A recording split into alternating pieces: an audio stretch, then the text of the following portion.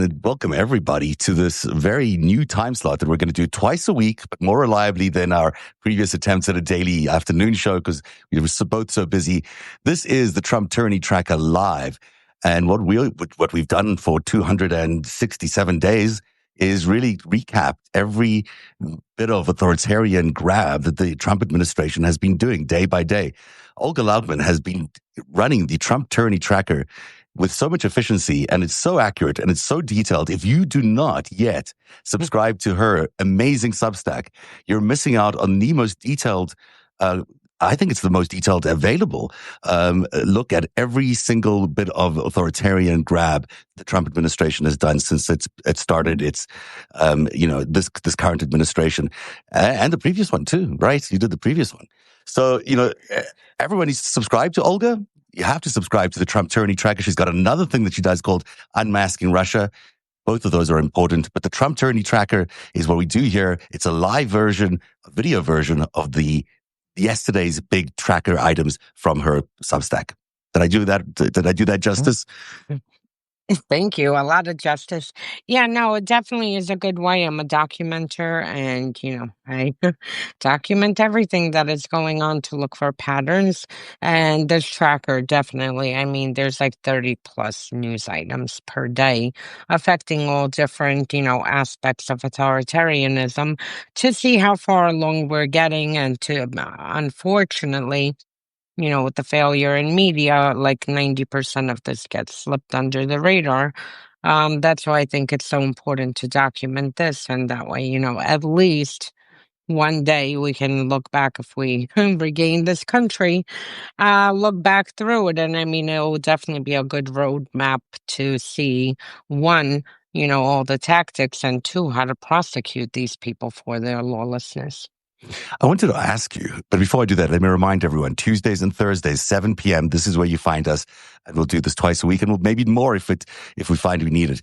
But Olga, when we did this series on authoritarianism, you had mentioned during the series that there was a threshold for the number of people that needed to show up for protest that was considered a success amongst protest movements against authoritarian states. What was that threshold figure? Usually it's about 4 or 5% of the population. The problem is it's not for a protest, it's for a sustained protest. Okay. So it's not just people showing up, once every month or 2 months. This has to be sustained protest, whether it's daily protest or weekly protest, as long as they're sustained. And again, the protests have to have a purpose. You have to have strategy behind the protest. You have to have demands that you want met. And these demands are why you come out. And then when these demands get met, you move on to the next series of issues. I can tell you in Ukraine, 2 revolutions, and it was a sustained protest. Daily, people took it as a civic duty. They would go to work or do whatever, they had, but sign up to a few hour shift every single day. And you constantly had people rotating every single day. At the same location. Yeah, in Maidan. And Maidan Square is Freedom Square. And every single day. And it wasn't just Maidan. These were protests across the whole country. Everything was organized. That was the central location that people focused on. You had upwards of 1 million people on some nights. And people just didn't leave until the demands were met. And that's it. And it resulted in the treasonous former president fleeing to Russia for being a collaborator for Russia. And that's it. But that's how it needs to be done. There has to be strategy, and it has to be sustained, and it has to be, constant. And with social media, like, you have to have a whole strategy surrounding the whole protest. So this Saturday, or No King's Day, they're expecting more than 5 million people. Maybe double that. It could be. That would be approaching that number you're talking about. But it's got to be sustained, is what you're saying. It can't just be a one-day thing. This means people just have to go and stay in order to make this work, really, to hang on to this. Yeah, the point of sustained protest, why they are successful, is because You have your demands. You don't leave until the regime delivers these demands. And you pick a symbolic place and you have to stay there and show up every day. And again, it's not that you have to give up your work or school or kids or everything. You work around the clock in teams and have, these people sign up for the morning shift. These people are the afternoon shift. These people are the night shift, and just keep doing this every single day. So you need, and 5 million. In our case, it would be what, about not 10 million Yeah, probably 10. countrywide. Um, but you know, my main point is it has to be consistent. And probably one location makes a lot more sense than multiple locations. Or no, or No? symbolic, Okay. because you could pick, for instance, if you want to go against, press freedom, then you pick courthouses in local towns, and cities. Then this is your symbol, courts. If you want to like to protect the First Amendment, if you want to go against the atrocities and the lawlessness of ICE, then you pick, maybe a police station, not right in front of them, not to get arrested, but across the street safely from a police station to show the symbolic meaning of law enforcement. And this is what you're protesting against. So whatever it is that you're protesting, you pick something that's available in every single city, town, across the states, and then use that as your symbol for the movement. Thank you for that. Let's get into the Trump Tyranny Tracker then for today, day 267 in the Trump administration. After a Gaza summit in Egypt, Indonesian President Prabowo Subianto, I think I'm saying it correctly, but I'm not sure, was caught on a hot microphone asking Trump to arrange a meeting with his son, Eric, an executive of the Trump organization. Trump immediately agreed, saying, "I'll have Eric call you." Despite the Trump's family's ongoing and substantial business interests in Indonesia, this is the clearest example yet of foreign leaders understanding that access to presidential influence runs directly through the Trump business empire. It's so clear in this particular instance that this is the way they operate. Yeah, I mean, it's, we see the corruption. He's not hiding the corruption, but here, to be caught on a hot mic where he's there, for ending, well, for the release of the hostages. Let's leave it at that, because the hostages did get released. He's there for this purpose, and and here you have a foreign leader coming up and saying, "Oh, I want to talk to your son," with Trump organization. Interestingly enough, I cannot remember all the details, and normally I am a Wikipedia, but I remember investigating the Trump property in Indonesia, and one of the business partners was working with ISIS at that time. So it would be interesting if it's still the same group of people that are involved, or if this is a different project. And I remember, shaking my head, like, for all that Trump rails against ISIS, his partners, there are connected to ISIS. Same thing in Baku, for everything that Trump railed about Iran and blamed Obama and Biden and everybody, with Iran. His partners in Baku were, connected to the Iranian Revolutionary Guard. So, He's connected to all sorts of unsavory people around the world, or groups around the people around the world. But this time, it's so different. The corruption is so brazen that maybe it's a hot mic moment, but no one really cares. It's just, they want a meeting with Eric. He's going to set up a meeting with Eric, and it's out in the open. The corruption is there for everyone to see. So it's less shocking in some ways, even though it is more shocking. well, this is the thing with Trump. He used this strategy, unlike other dictators, because most of the dictators, carry out their ambitions and their moves behind the scenes, so people don't really feel it. With him, he normalized, criminal activity from going from 16 and 15. He normalized criminal activity by carrying it out in the open. So whether it was meeting with Russian agents during the 2016 election, whether it was his, campaign manager handing over our voter polls data to a Russian intelligence officer, Kalimnik. Whatever it was done in the open. And then, he came with the approach when you questioned him, fake news, this is a lie, this is a witch hunt, and deflected in this way. And, for a lot of people, especially the media, I mean, normally people are trained that if you commit crimes, if someone's committing a crime, you don't publicly do it. And that's why I think it took a very long time. I mean, some in the media still haven't caught on, but I think it took a very long time for people to realize, that just because it's being carried out publicly doesn't mean that it's not a criminal act. And now, the second time around, he's just brazen. And I mean, he frankly is unstoppable. No one's stopping him.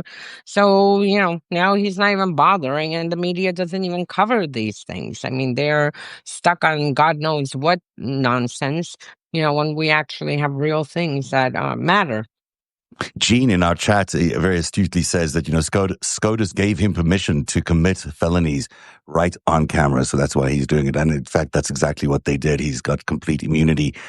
To our second story now, to the Pentagon's assault on press freedom. The New York Times, the Washington Post, Wall Street Journal, and CNN, and also Fox News, would you believe, I know, have all rejected a new Pentagon policy that would restrict journalists' contact with military sources. Under rules pushed by Defense Secretary Pete Hegseth, media outlets that refuse to sign this agreement will lose press badges and office access. The policy warns of adverse consequences for military personnel who speak to journalists without authorization, language that press freedom advocates are calling an unconstitutional act. Well, this is just, unbelievable, but there it is. They're doing exactly what they're saying they're doing. They're stopping the state media from reporting on what's going on in the Pentagon. But this time, the media is pushing back. It's very interesting because I put this in my tracker last night, and then today, which I'm going to have to do a separate entry, Fox News signed on to this statement. And it's interesting to see that they are pushing back, because here you have a situation where you have a lawless Pentagon. You have Hegseth, who's the so-called defense secretary. I mean, to me, he's still, a drunk Fox News host, and he's shown this all along, the way since he's held this position, who really, use signal to plan out an operation in the Middle East.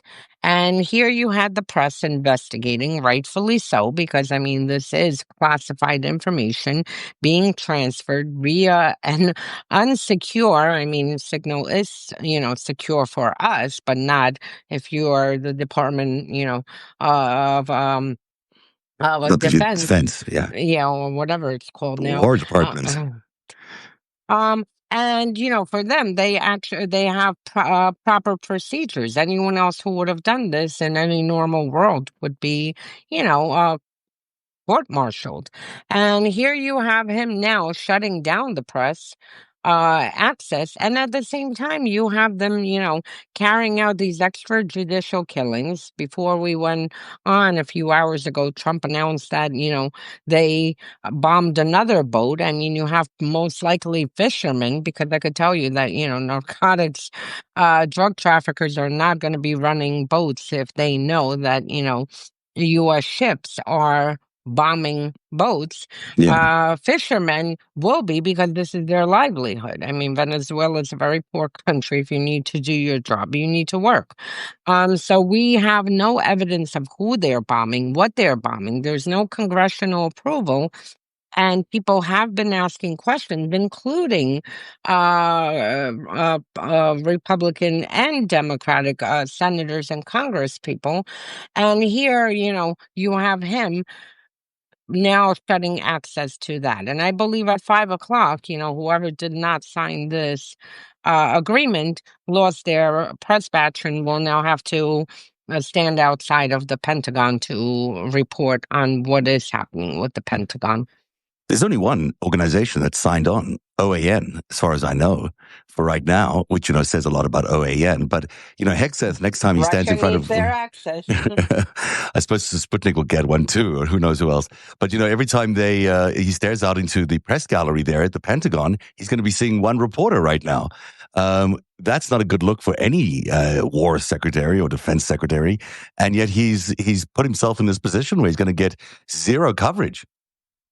But the thing is that he's not looking for coverage, and trust me, they'll find a bunch of bloggers and influencers, Yeah. to fill these positions. And basically, I mean, what their goal is, whether it's the White House or the State Department or any agency that gets covered, their goal is basically to have a very similar system like in Russia, where all questions are screened, everyone who's standing inside is screened, and everything is an orchestrated theater. So no one asks anything that shouldn't be asked. Sometimes people are delivered questions in Russia, like, here, can you make sure to ask about this? And that's it. And this is what they're trying to do, is create this, state propaganda machine, and it's starting there. And at the same time, they're putting pressure on the press, going after the press, putting lawsuits against media outlets. So you see how they're trying to reshape the way information is received in this country. And they were so critical of the so-called woke movement, and yet here they are doing exactly the same, organized, restricted, flow of information and cancellations. It's really very, very ironic that they're doing this. The judiciary is fracturing. Dozens of federal judges told the New York Times that the Supreme Court's secretive emergency rulings, its so-called shadow docket, have created confusion and eroded public trust. 65 judges were surveyed, 47 criticized how the court had been handling emergency applications on Trump administration policies. These rulings, issued without oral arguments or full public explanation, have repeatedly upheld Trump's actions on immigration, spending, and mass federal firings. Lower court judges are essentially saying they can no longer understand or predict how the nation's highest court will rule. This is quite something to have these judges, even anonymously, go up against the Supreme Court. Yeah, and what the Supreme Court, frankly, is doing is extremely dangerous. The fact that they're allowing this shadow dockets to go through, to authorize, everything, to the point that they authorized, racial profiling on steroids. Yeah. Literally, can we pull over brown people? Yes, you can, until we have a hearing on this. So they're giving an okay, to Trump's regime to do basically whatever. And here you have these judges, who are the front line pushing back, trying to stop this insanity and trying to be a check on, this sociopath's power, and then they're getting undermined by the Supreme Court, especially that they're not giving an explanation, because that's not normal for the Supreme Court. They normally hear something, and then they will, come in, weigh in, and write out explanations, who voted how. Here, these really are shadow dockets being run in secret. We don't know what is happening. We don't know why. And it's literally every week, or they're approving one or two of his actions. It's crazy. This is not how the Supreme Court is supposed to run. Now, they've defended the use, at least one of the justices has, but clearly this is much more use of the shadow docket than ever before. And it really is pushing through a lot of emergency policy decisions at a time when we are already going through an emergency. The Trump administration is an emergency. So not to have the sober thought that we need for every single policy and then just pushing stuff through really raises questions about the Supreme Court. I should look up, how many of these shadow dockets happened prior to Trump. It's probably one every few years versus now that it's like, 3, 4, 5 per month. So, they, they really have allowed this practice to happen, something that was completely rare. This is not normal. Yeah, and they complain about an auto pen. This is something completely different. Speaker Mike Johnson has labeled the planned No Kings rally a demonstration explicitly organized to protest Trump's authoritarian governance as a hate America and pro-Hamas gathering. This protest is about opposing presidential overreach and defending constitutional limits on executive power. Johnson's characterization represents a deliberate attempt to redefine constitutional dissent as anti-American extremism and even terrorism support. I mean, pro-Hamas, that's ridiculous. It is very ridiculous, but the reason that I included it, because it's important to document, it's not now coming out of just Stephen Miller or Trump. This is now going through, I mean, today or yesterday, the transportation secretary, Duffy, said the same exact thing. So now you have these very, explicit talking points handed out to all Republicans that anyone who's coming out for this protest without evidence, without anything, that this is pro-Hamas, this is anti-American, this is domestic terrorist organizations, and everything else they're pushing.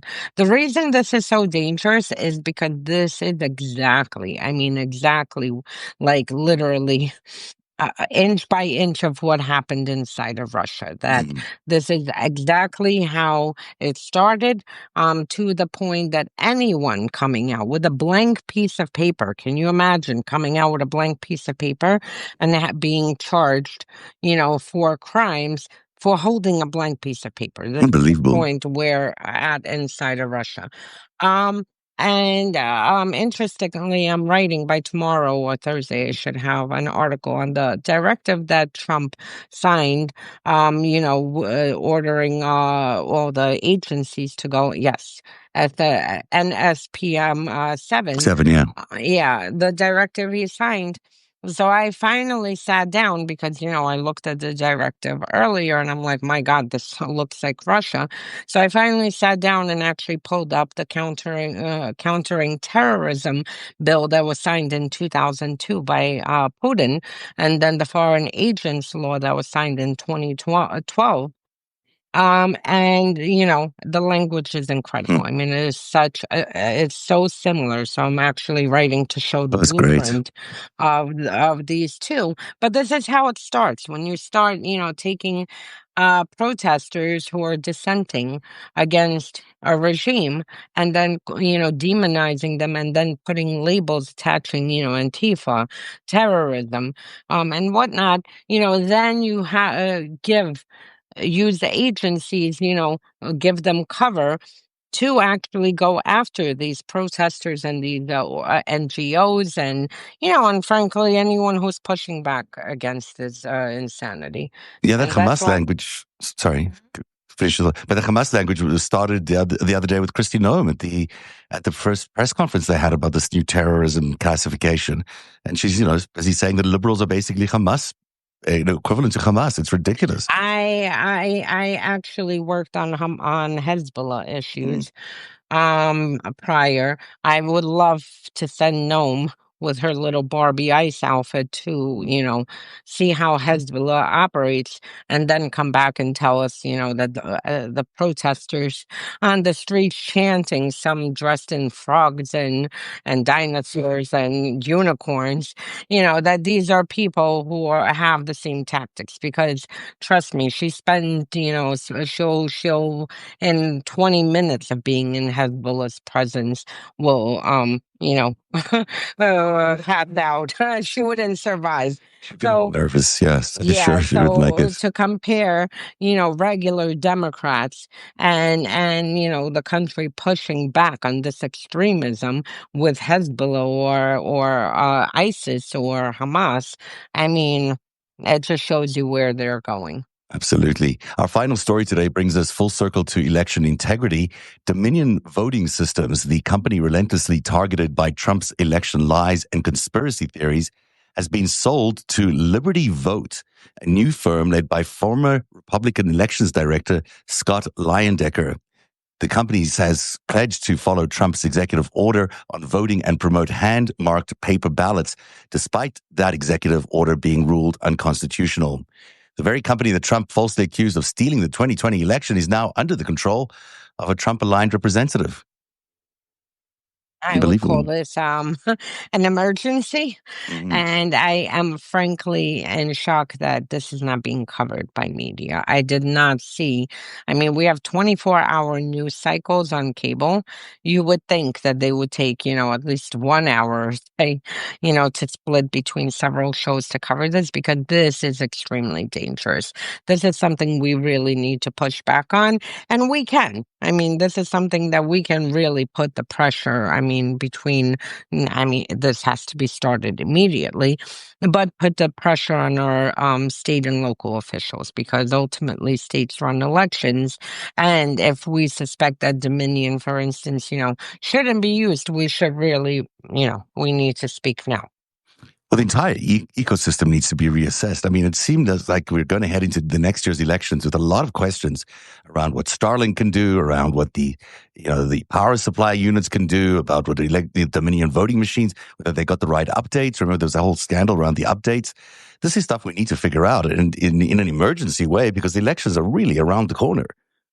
And 1 year away, which in election, timing is literally like tomorrow. We're very close and we really need to start working on this now.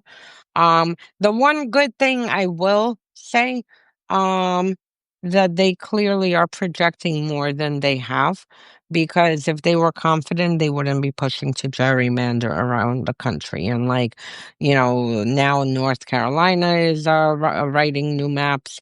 You have pretty much every Republican state, a held state, is being pushed to write new maps. So clearly, they will try with the technology. Clearly, they are not that confident because if they thought they had it in the bag, they wouldn't be bothering with pushing gerrymandering to, keep these seats.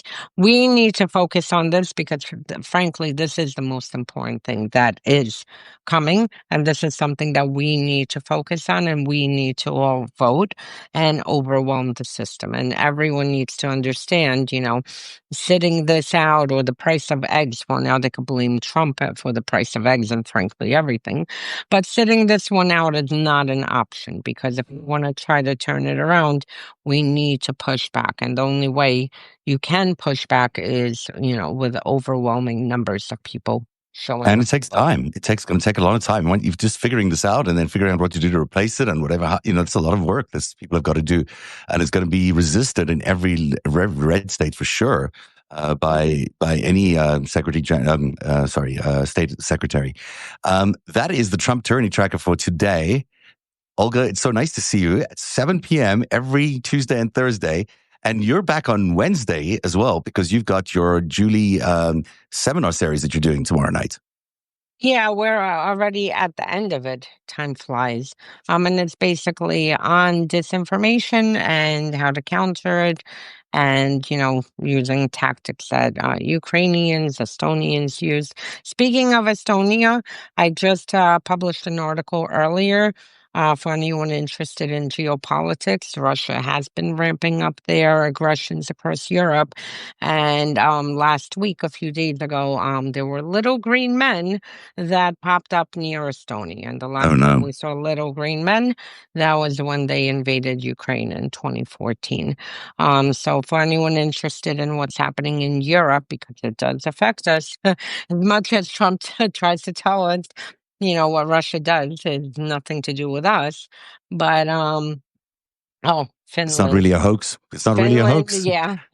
Finland, also Russia has been making makeshift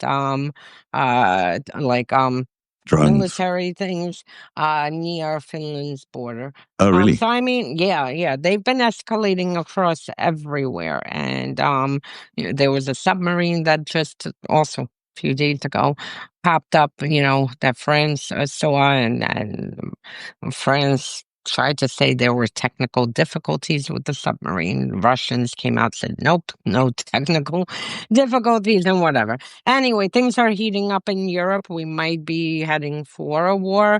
The most dangerous part of this is not only that Russia would attack NATO countries, but that Russia and China are planning to simultaneously attack. So Russia would attack Europe, China would invade Taiwan, and that would leave a big And the Americans might be engaged in Venezuela, a bit too busy to be fighting any wars. This could be the situation we find ourselves in, horrifically as that is. It's so interesting what you were telling us earlier about the way the media only focuses on one thing. And, there's always just one story a day that they have to cover nonstop. And that's why we do the Trump Tyranny Tracker, because we can cover a lot of stories in a half an hour. You get a much broader a view of what's happening in the news. And it's why the Substack news ecosystem is so fantastic. It's really amazing how many great voices are emerging, and the amount of news that is pushed through Substack every day that you don't get on mainstream media is unbelievable. So no matter where it is or who it is that you support here on Substack, please support their work. And by sharing it across all these social media platforms, put it out as many times as you can. The hitting of the star of the hearts is very important, because that means the algorithm gives it higher value. But use that other little icon at the bottom right, which is the square with the arrow, to make sure that you share it across all your platforms and all your networks. It's really important that shows like this, but also anything that happens on Substack where independent news is involved, gets these voices out there, because those seem to be the only voices that are independent in the media ecosystem right now. And that includes Olga Lautman from Olga Lautman's TrumpTyrannyTracker.substack.com or unmaskingrussia.substack.com. And that is the Trump Tyranny Tracker for today. You can find my stuff at narrative.org. I even have a sign, Olga. You see it? There you go. It's too small. You need to make it bigger. Come on. I know. I was trying to be discreet. I'm going to come to something else. You need to have your website there. I see it, but you need to have it boom. Okay, I'll work on a bigger sign. Olga's been bugging me because the spelling. You finally got a sign, but you now people know to spell it. Narativ.org. Thanks everybody. Thanks for being here tonight on this new time slot for the Trump Tyranny Tracker. We'll be back on Thursday with another edition. And have a great night, Olga. Have a great night. Bye. Bye.